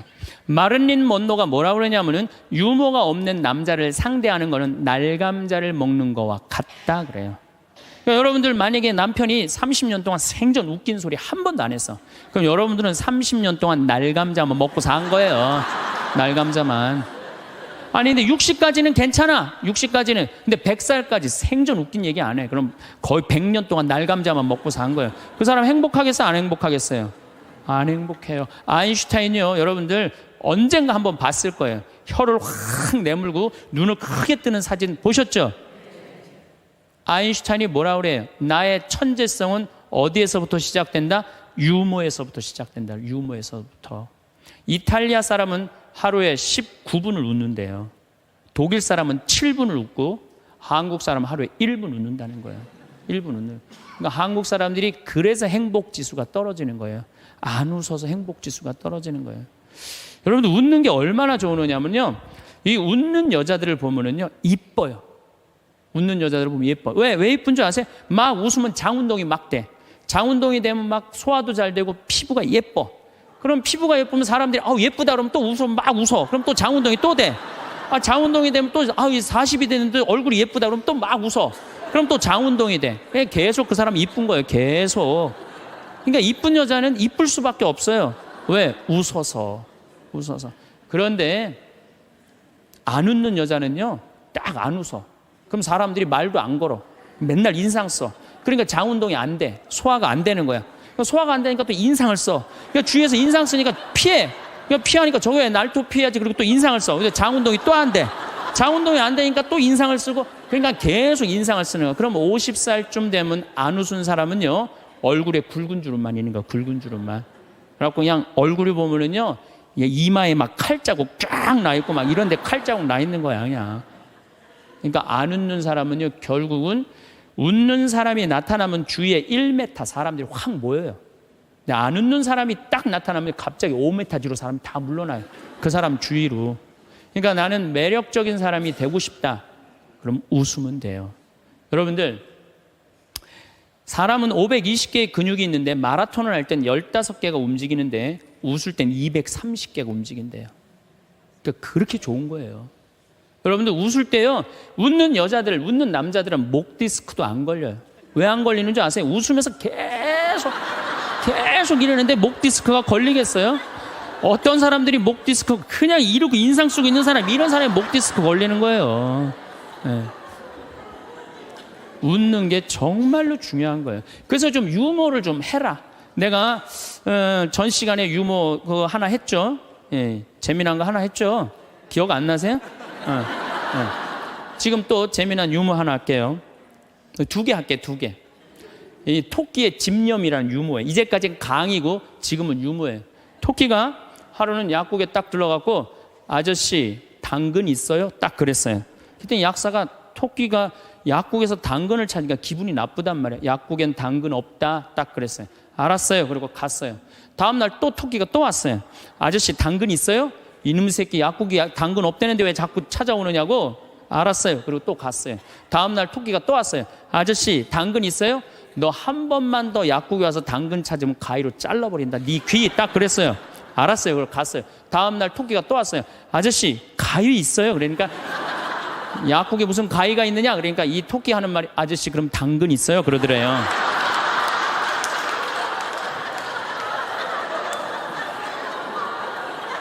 이게 토끼의 집념이라는 거. 집념. 내가 유머를 한두 개는 좀 알아갖고 유머를 하는 건 상당히 여유로운 거예요. 또 하나 재미난 얘기 해드릴게요. 이 숫자 2.5가 3한테 정말로 깍듯이 인사를 하는 거예요. 형님 안녕하셨습니까?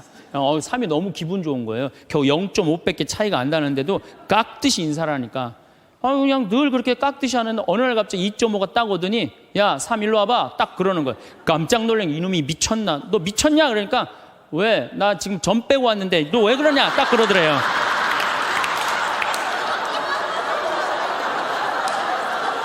재밌어요?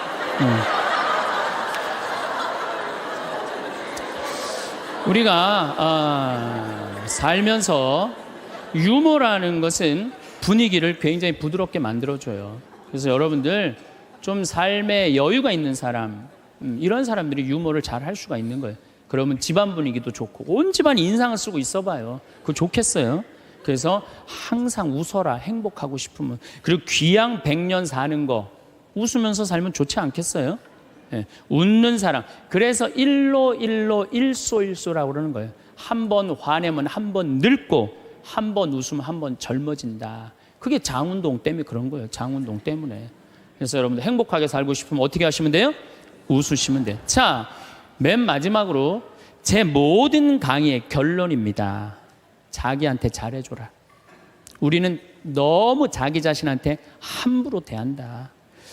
작년 2월 달에 우리 생태마을에 대장암이 걸린 교회 다니는 자매가 하나 왔어요. 우리가 뭐 그때 암 환자들이 한 10명 있었는데 뭐 마리아, 데레사, 루시아 그러니까 하루는 나한테 오더니 신부님 나도 본명 하나만 달라는 거, 세례명 하나만. 그 이제 그렇게 부르니까 좀 세례명이 부러웠나 봐요. 뭐 돈 드는 것도 아니니까 요한나 이거 가지라고 줬어요 내가. 공짜인데 뭐 요한나가 됐어 이 자매가. 요한나가 됐는데 우리 생태마을에 작년에 암 환자가 한 10분 정도 있었는데 정말로 서로 마음이 맞는 거예요. 같은 병이 걸려 있으니까 서로 위로가 되고 정말 형제같이. 그 매일 이 곤드레 밥 먹으러 다니고 꽁만두 먹으러 다니고 막국수 먹으러 다니고 산채 비빔밥 먹으러 다니고 회 먹으러 다니고 또 북한에서 또 저기 뭐야 그 조개 그거 아주 좋은 거 그것도 수입해다가 그것도 우리끼리 또 해서 먹고 작년에는 정말로 즐겁게 살았어요. 그런데 이 자매가 3월 말이 됐는데 뼈까지 다 전이가 된 거예요. 근데 암 환자가 뼈까지 전이가 되면 누워서 못 자요. 아파서 앉아서 잔 거지.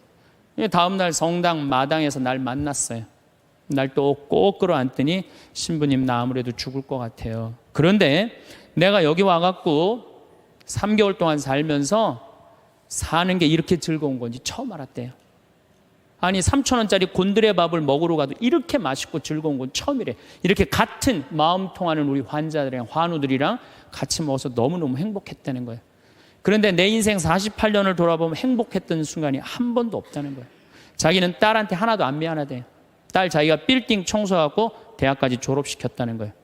남편한테도 하나도 안 미안하대. 자기 3개월 동안 와 있는 동안 한 번도 안 와봤다는 거예요. 근데 누구한테 미안하냐면 자기 자신한테 너무너무 미안하다는 거예요. 그리고 내 어깨에 눈물을 뚝뚝 흘리고 이 자매는 일주일 만에 세상을 떠났어요. 자, 여러분들은 지금 여기 지금 50, 60까지 사신 여러분들 열심히 살지 않으셨어요? 지금까지 그렇지 않아요? 그리고 또 이 우중충한 날 강의 듣겠다고 여기 오신 여러분들은 무조건 열심히 사신 분들이에요. 그럼 여러분들은 지금 누구한테 제일 잘해줘야 되느냐면은 본인한테 제일 잘해줘야 돼요. 나는 본당 신부 10년 할 동안 교우들이 정말로 잘해줬어요. 뭐 애 생기면 애 생겼다고 밥 사주고 애 낳으면 애 낳았다고 밥 사주고 뭐 그냥 정말로 그냥 건수가 얼마나 많은지 몰라요. 근데 내가 강원도 평창에 농사지로 딱 들어갔는데 사람이 아무도 없는 거예요. 나 밥 사주는 사람이 아무도 없는 거예요. 그리고 그냥 밤에 나오면 얼마나 깜깜한지 내 다리가 안 보여요. 다리가 보여야지 어딜 돌아다니까. 몸만 보여 몸만. 강시 떠도 둥둥둥도 떠다니는 강시 떠다니는 것처럼. 밥 사주는 사람도 없고 갈비 먹고 싶은데. 근데 난 갈비 먹고 싶으면 뭐라 그러냐면은 창현아 갈비 먹고 싶냐? 가자 내가 사줄게. 난 나한테 내가 사줘요. 내가 또 회 먹고 싶으면은 창현아 회 먹고 싶냐? 가자 내가 사줄게. 난 나한테 내가 사줘요. 나는 나한테 내가 사주니까 남한테 원망 안 해요. 왜? 내가 즐겁게 먹으니까. 근데 여기는 우리 많은 자매님들 자기 돈으로 사 먹을 생각은 안 하고 아들이 사줄래나 남편이 사줄래나 1년 전에도 안 사주더니 또 안 사주네 이러고 그냥 맨날 청승을 떨면은요 알아주는 사람 아무도 없다고. 그리고 여러분들 100년 동안 살 동안 여러분들 행복을 이웃이 챙겨줄 수 있을까요? 남편이 100년 동안 챙겨줄 수 있어요? 자식이 100년 동안 챙겨줄 수 있어요? 행복은 누가 챙기는 거냐면 내가 챙기는 거예요. 내가 나한테 행복할 수 있도록 해줘야 돼요. 근데 그냥 자기한테는 잘해줄 생각을 안 하고 남이 나한테 안 해줄까 이것만 계속 바라고 있으면 그런 여자들이 복장 터지는 여자들이에요. 그런 여자들이. 이제는 행복의 주인공은 누구다? 나다. 옷도 좀 사 입으세요. 옷도. 뭐 자기가 무슨 군인이야. 철모 쓰고 그냥 1년 내내 딱 그냥 바뀌지 않는 옷 입고 돌아다니면요. 집에서 왔다 갔다 하면요. 이 전부 다 심란해요. 저는 지난 여름에 40일 동안 미국 LA 쪽에 순회 강연 가기 전에 서울 모본당에 강의를 갔는데 강사를 많이 줬어요. 근데 마침 또 그냥 양복이 좀 안 맞아요. 살이 좀 쭉 한 10kg가 빠져갖고. 그래갖고 양복을 좀 사 입어야 되겠다. 그래서 문정 아울렛에 가갖고 내가 양복 사 입고 갔어요. 자, 참 우리나라 옷도 잘 만들어요. 내가 50만 원어치를 옷을 샀는데 양복 2벌, 바지 2개, 50만 원인데 그렇게 사 입고 갔어요. 그럼 미국 이제 강의를 갔더니 교우들이 그러는 거예요. 신부님 양복 너무너무 멋있다는 거, 메이커냐는 거예요. 아니라고, 나 이거 내 돈으로 내가 아울렛 가서 내가 사 입고 왔다고. 내가 사 입어야죠. 옷도 마음에 드는 거예요. 여러분들도 10만 원짜리 들었다가 너무 비싸다 그러고 만 원짜리 줍지 마세요. 작년 영명축일에 우리 어머니가 너무 이쁜 옷을 입고 왔어요. 평창으로. 그래서 내가 어머니한테 물어봤어요. 어머니 아들이 사줬냐 딸이 사줬냐 그랬더니 어머니 하시는 말씀이 사주긴 누가 사주느냐고, 방송 보니까 신부님이 늙어서 옷 사 입고 싶으면 지 돈으로 사 입으라 그래서 내 돈으로 사 입었다는 거야. 내 돈으로. 근데 이 노인네가 150만 원짜리 사 입고 온 거예요. 근데 내가 잘했다고 그랬어요. 왜? 우리 어머니 아버지 자식 내 뒤도 안 돌아보고 키웠어요. 그러면 그 정도 보상받을 자격 충분해요. 난 그거보다 훨씬 더한 것도 받을 수 있다고 생각해요. 자식 위해서 재산 물려준다고 한 푼도 안 쓰고 거지같이 살기를 원하지 않아요. 그런 자식은 없을 거예요. 여러분들도 다 누구 위해서? 여러분 위해서 쓰세요. 그리고 대신 건강하게 사세요. 여행도 다니세요.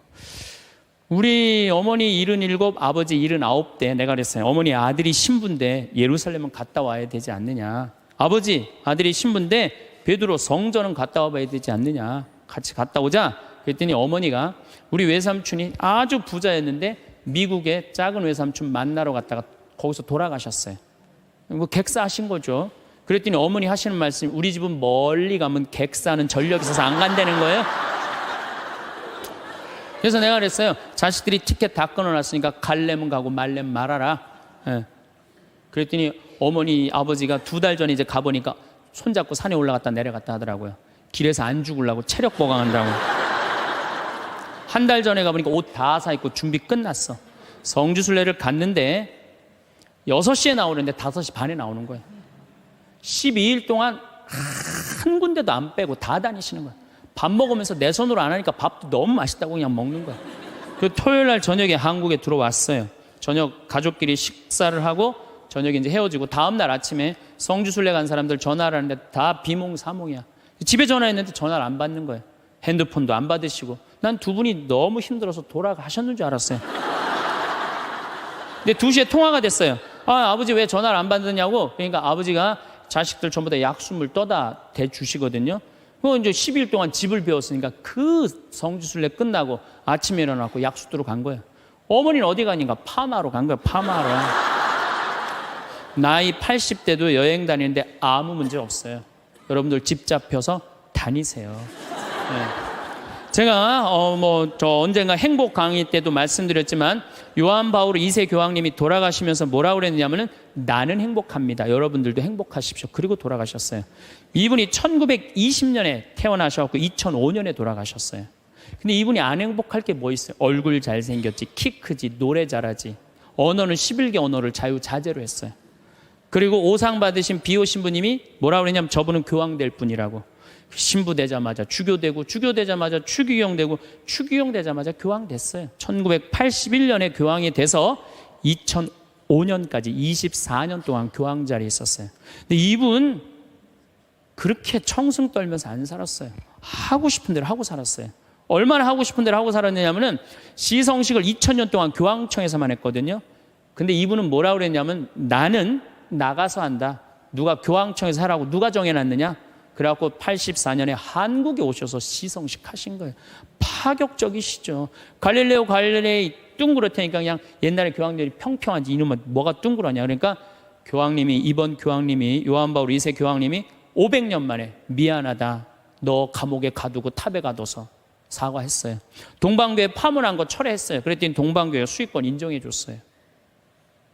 그리고 102회에 걸쳐서 136개 나라를 순방한 거예요. 거의 24년 동안 교황청에 있은 적이 없어요. 전 세계 돌아다니냐고. 그래서 그분을 평화의 사도라고 그러는 거예요. 하고 싶은 대로 다 하고 돌아가시면서 나는 행복합니다. 여러분들도 행복하십시오. 그리고 돌아가셨단 말이에요. 여러분들도 이제 그만 자식 위해서 희생하세요. 집 잡혀갖고 먹고 싶은 거, 있고 싶은 거, 여행 다니고 싶은 거 다 다니세요. 다 다니고 한 90살 때 이제 죽을 때쯤 통장에 500만 원 딱 남겨놓고 자식들 불러요. 부르고 이렇게 말하세요. 나는 행복했다. 하고 싶은 대로 다 해서. 니네들도 행복해라. 그리고 돌아가셔야 돼요. 제일 내가 가슴 아픈 분들이 어떤 분들이냐면은 한 60살쯤 암이 걸려갖고 인생 돌아보니까 고생만 했단 말이야. 죽을 때 울면서 딸 불러서 엄마처럼 살지 말아라. 그리고 죽는 사람이 제일 가슴 아파요. 여러분들 죽을 때 이렇게 말씀하고 돌아가셔야 돼요. 엄마처럼 살다가 행복하게 살다가 너희들도 마지막 날에 하늘나라에서 다시 만나자. 아버지처럼 행복하게 살다가 어떻게 마지막에 하늘나라에서 우리 다시 만나자. 그리고 돌아가셔야 돼요. 그래서 여러분들이 남은 자, 내가 내 마음 안에 슬픔, 괴로움, 고통, 불행이 꽉 차 있어. 그러면 내가 이웃한테 뭘 나눠줄 것 같아요? 슬픔, 짜증, 원망 이것만 나눠주게 돼 있어요. 근데 내 안에 기쁨이 흘러 넘쳐. 그냥 평화가 너무 흘러 넘쳐. 감사가 흘러 넘쳐. 행복이 흘러 넘쳐. 그런 분들은 이웃한테 뭘 줄 것 같아요? 기쁨, 평화, 그 다음에 구원까지 줄 수 있어요. 그래서 여러분들 돌아가시는 날, 하느님한테 돌아가시는 날, 하느님 정말로 이 세상에 와서 정말 감사합니다. 이렇게 당신 믿고 살아와서 나는 이 세상을 너무너무 행복하게 살았습니다. 그리고 돌아가실 때 꼴까닥 돌아가시라 이거예요. 그래서 여러분들 절대 돌아가시면서 엄마처럼 살지 말아라. 그리고 돌아가시지 말고 엄마처럼 살아라. 그리고 돌아가시고 행복하게 사시다가 가시기를 바라겠습니다. 감사합니다.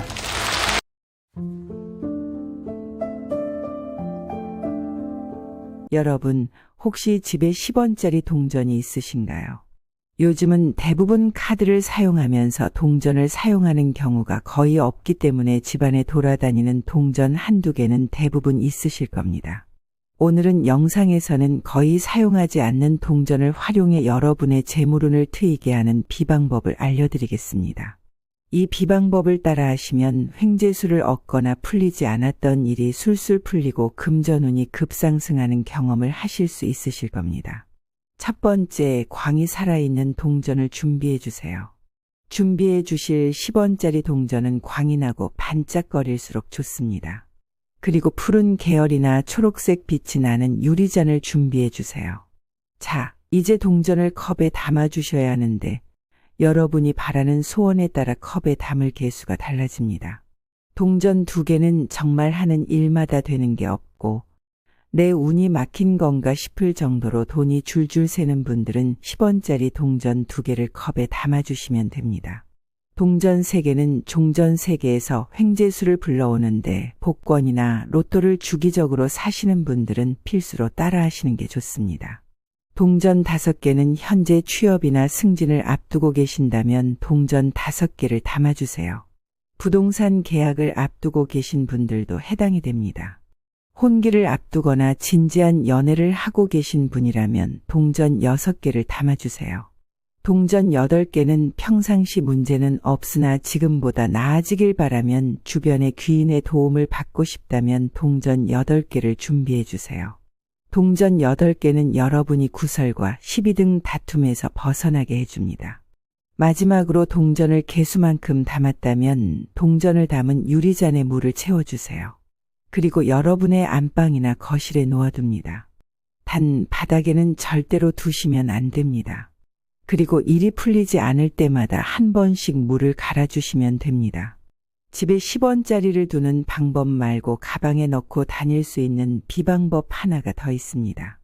우선 여성분들 가방을 자주 들고 다니시죠. 풍수에서는 가방, 지갑, 백금고가 돈, 현금을 보관하는 곳입니다. 즉, 재물을 불러들이는 곳이라고 할 수 있습니다. 오늘은 그냥 가방도 좋고 백도 괜찮습니다. 지갑이나 이런 건 아니고 가방이나 백 종류의 내가 이렇게 했을 때 나의 재물복도 나의 통복을 불러들인다는 것입니다. 먼저 준비물을 알려드리겠습니다. 손수건을 준비하시는데 너무 큰 건 아니더라도 잔잔한 꽃무늬가 있는 하얀색 손수건을 준비해 주시는 게 좋습니다. 어떤 꽃이게 중요한 건 아니고 잔잔한 꽃이면 다 좋습니다. 특별한 꽃이 정해져 있는 건 아닙니다. 그런 다음에 그 손수건을 준비하십시오. 집에 있는 향수든 쓰시던 향수든 없으면 저렴하게 좋은 향으로 구입을 하셔도 됩니다. 향수를 한두 방울 정도 칙칙하고 뿌려주세요. 그러면 향이 은은하게 날 겁니다. 그런 다음 10원짜리 동전을 준비해 주세요. 옛날 10원짜리 동전도 괜찮습니다. 이왕이면 깨끗한 동전 하나를 준비하셔서 손수건에다가 가운데 동전을 놓으시고 예쁘게 차곡차곡 접어주세요. 그런 다음 이것을 내 가방이나 백맨 밑에다가 딱 넣어 놓으세요.